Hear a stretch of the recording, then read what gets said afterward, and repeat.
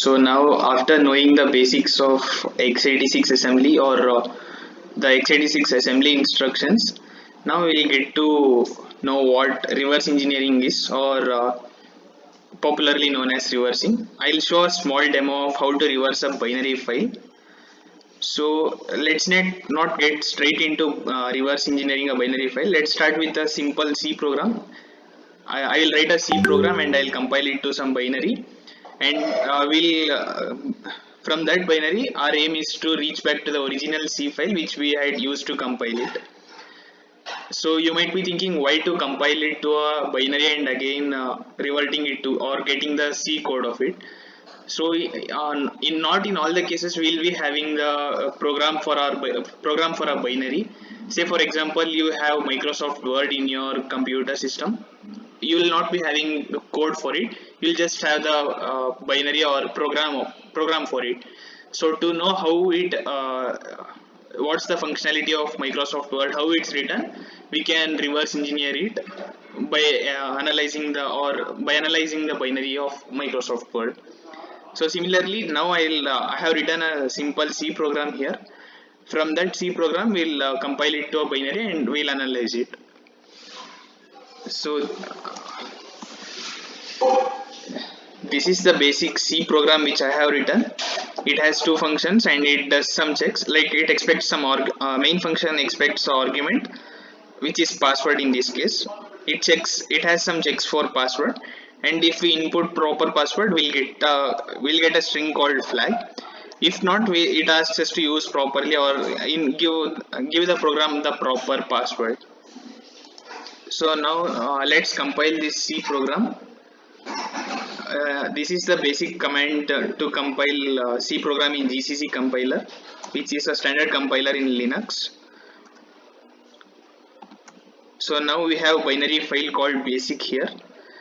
Even though now you might be thinking that compiling was a single step process. Just by putting one command, we got the binary, but compiler is not a single step process. It can be divided into four major parts. Like initial was, now if you can see, this was the basic C file which we had written. Basic.c was the file. So then at last we obtained basic as our binary file. So if we see what are those major four steps. First, it's called as a preprocessor or pre-processing stage. It takes input as hello.c or rc file, and it converts into intermediate C files. What this pre-processing does is it includes whatever you have written as hash include stdio. All those things are pre-processed here. All hash defined statements, global statements are converted, are pre-processed here, and intermediate file will get it as hello.i or in our case basic.i.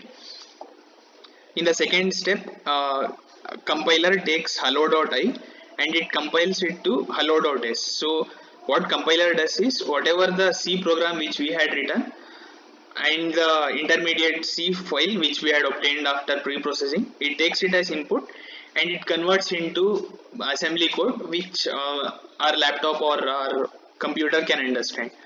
So this is the main part we'll be focusing on, how to read assembly code or how to reverse assembly code.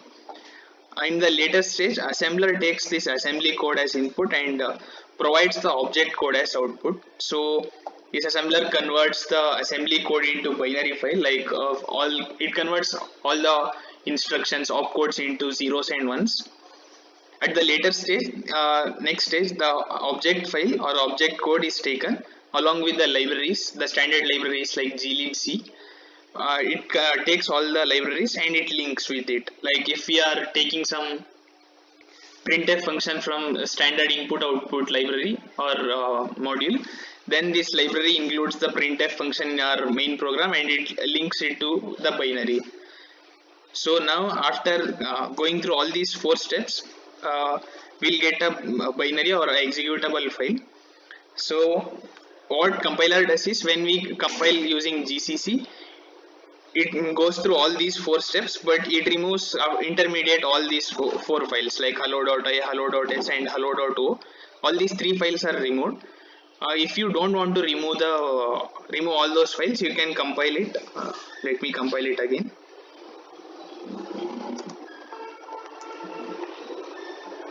So while compiling, you can give an argument as save temps. So now we can see we have basic.i, basic.o.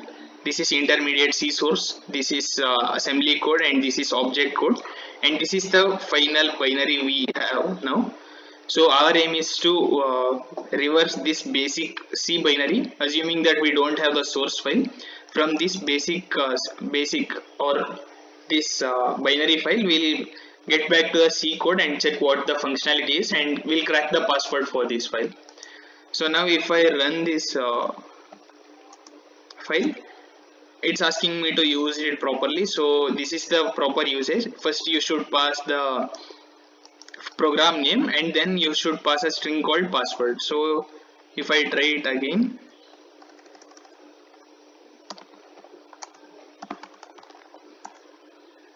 still it says try again because the password is wrong this time. So our main aim is to reverse this binary file and to get the password. So now if we check what type of file is basic, we know it's a binary file, but there is something called as ELF, or executable and linking format in file. It's a proper like it's kind of file in Linux, binary file in Linux. We can see some properties of the file. It's 64-bit, and it's it's compiled for x86 architecture. The file is dynamically linked. The linker which I explained in the last step has dynamically linked it. So this is the hash of the function, hash of the file. So now we know it's a executable linking format file or a binary file. Now our aim is to obtain C code from this binary file. So to obtain C code from our binary file, we have something called as decompilers and debuggers. So what decompilers are? It takes binary file as input and provides us the assembly code or pseudo C code for the binary which we have passed it as input. So one such popular decompiler is Ghidra. Today will be for this demo I'll be using Ghidra. You can install Ghidra easily, like it's a simple installation process. If you type Ghidra on Google, follow the first link, and you can see direct installation here. A single press, it will install a zip file. Then you have to extract the zip file, and if you are on Windows, then you have to double click on exe file. If you are on Linux, then you have a Ghidra, you have a file called Ghidra run. From that you can start installing or start using Ghidra. I'll provide a link in the description of this video for how to install Ghidra. So now I have already installed Ghidra here. So here you can see a file called Ghidra 9.0.1. 9.0.1 is the version of Ghidra which I am using. So now I'll move to that file. And if you are on Linux, this is the file name which starts Ghidra. So to start Ghidra, I'll run Ghidra run.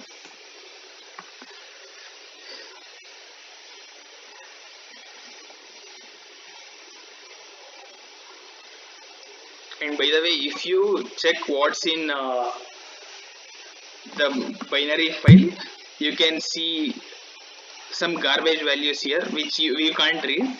A computer can understand this because this is not in printable format also, printable characters also. So now since we started Ghidra, we have got a window here. This is the window. When you open, you will not be having any project. So click on new project, make it as a non-shared project and click next. Give some project name for it. I'll give it as new. So now we have a project, but we don't have any files in it. So to import any file, click on file and go to import file. It allows you to navigate through all the binary files. So I have my file in a folder called C basic, so I'll go to that. So this was the binary file which we compiled from basic.c. So now I'll be reversing this binary to obtain the C code or to check the functionalities. So now it's importing our file. Here you can again see it's the format of executable and linking format. The language is x86 and compiled by GCC compiler. Click on OK.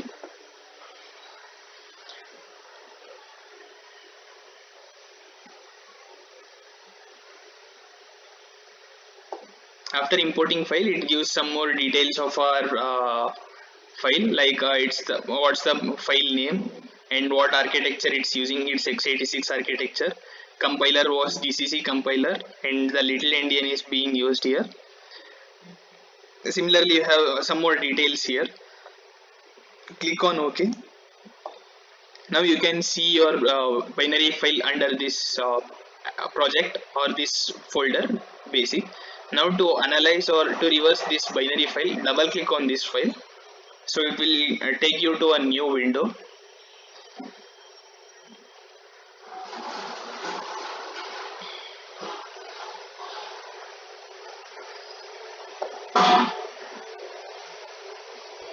Okay, when it takes you to a new window, it asks you to analyze this file, analyze your binary file. Click on yes, and you will get some options to what all analysis you have to do. Like you can select or unselect options here. The default one works for us now, so click on analyze. So after analyzing, we can see Ghidra here. Like we have some three major windows in this window. The first one is the decompiled window. So this contains all the assembly instructions from our binary file. So if you scroll down a bit, you can see compare instruction, jump instruction, push instruction. All these are instructions of x86 architecture. And the second window is this decompiled pseudo C code window. Like it's not the exact C code which we have written, it's the software which has interpreted from this assembly code to a pseudo C code. And third one is this leftmost windows. Like here you have some program trees. Usually binary contains some fields, or we can say some parts in the binary file. One such part is data part, which contains all your global variables and preprocessors, all those stuff.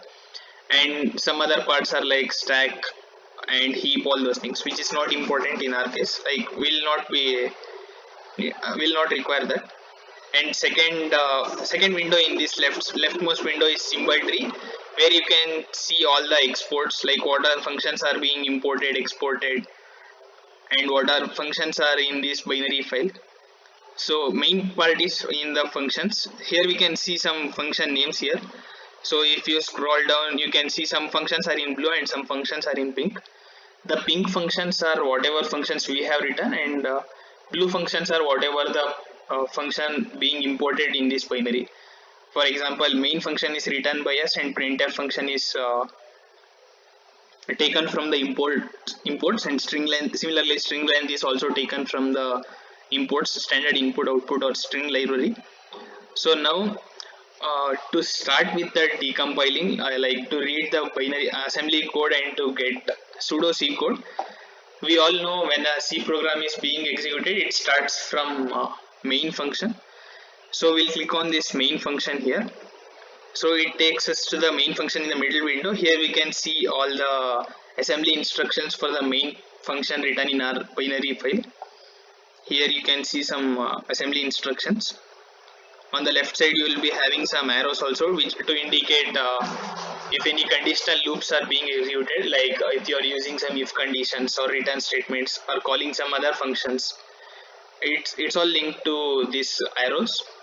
And on the rightmost window you can see some pseudo C code here. Like for example, this is main function. It's checking for parameters, for number of parameters are 2, and it's having a parameter 1 and parameter 2 as two function arguments. If you know see for a basic, from a basic understanding, you can say like we have some standard or function signature, standard function signature.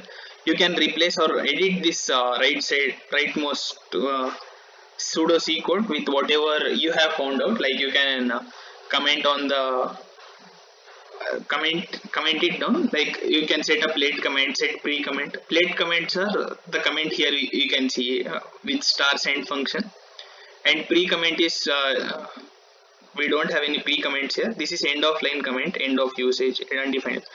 Pre comments are similar to your comments in C program where you write. Also, if you need to change this, say for example I need to change the signature of this function, I want to write it in standard form, then I'll double click on that. Okay, right click on that and I'll choose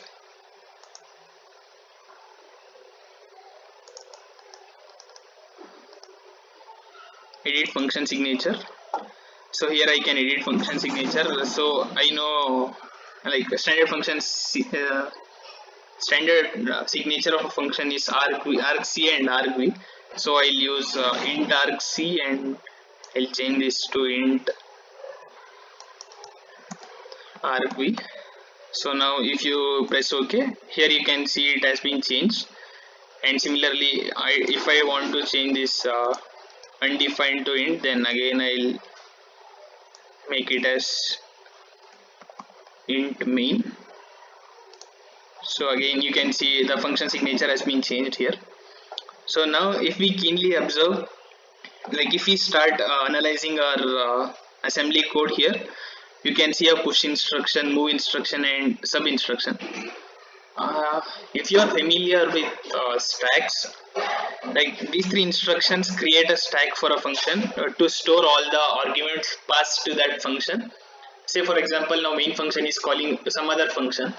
So to pass all the parameters, we pass it through stack. Like if the number of variables are more, then we'll pass it through stack. If we have lesser number of variables, then we can also pass it through registers also. So normally first three instructions of any function will be to create stack, and next instructions you can see we have argc here. We are moving argc to some memory location, argv to some memory location, and we are comparing it with some value. Here the value is 2. We are comparing the some memory location, the value in some memory location with value 2. So similarly, if you know how to read assembly code, you can read it from here. Else, as you know, here we have pseudo C code, which is easier to read since you guys know how to read or write C code. You can easily understand C here rather than understanding whole assembly code. So here we can see we have the function is checking, the program is checking for some arguments if the number of arguments are 2. So usually when we run a program in C, the first argument will be always the program name. In our case it was /binary, and it's expecting number of arguments as 2. If number of arguments is not 2, then it's calling some other function called usage. So to know what usage function is doing, you can double click on usage. So it will take you in the middle window, it will take you to the assembly code of usage function. On the right side you will get the pseudo C code of usage function. Here you can see it's printing some statement usage, how to use, and it's asking us to try again. So now again we'll go back to main.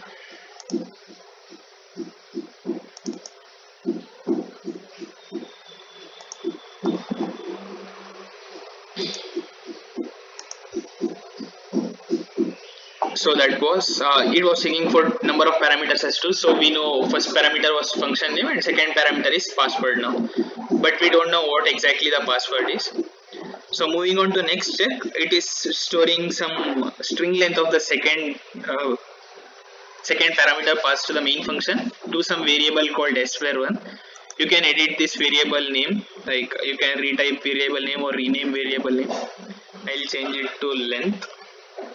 So now everywhere wherever the square 1 was using, it's replaced by 10.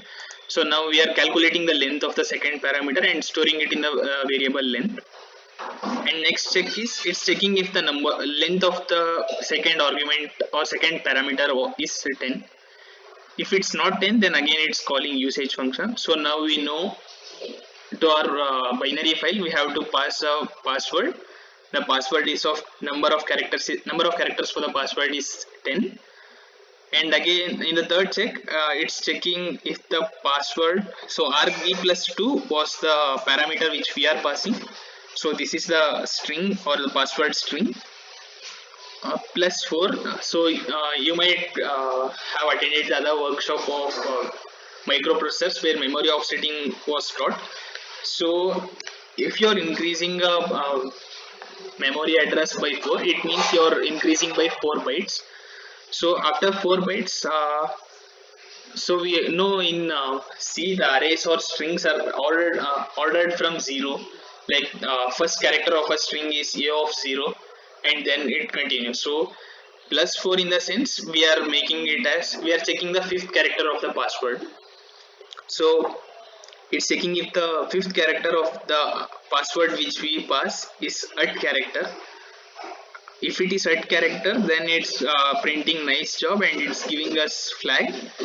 If not, then it's asking us to use or pass the password correctly or use a correct password. So now we know we have to pass a password. It should be of character, number of length of the password is 10, and fifth character of the password should be at character. So now using all these three results or what we obtained from this, we'll try to run the program again. So basic number of characters was 10, so 5, 6, 7, 8, 9, 10. So now we didn't use any add character, so it's asking us to use it properly with a proper password. So now if I replace one character with the fifth character with at character, then yeah, now it gave me nice job and it gave me the flag. This was our aim to crack the password. So this was the flag. If you pass this flag, we are obtaining this flag. So this was the aim. From having a binary file, from that binary file we are obtaining pseudo C code and understanding its functionality. From that functionality we are obtaining flag. So that's it for this demo session or this workshop. Thanks.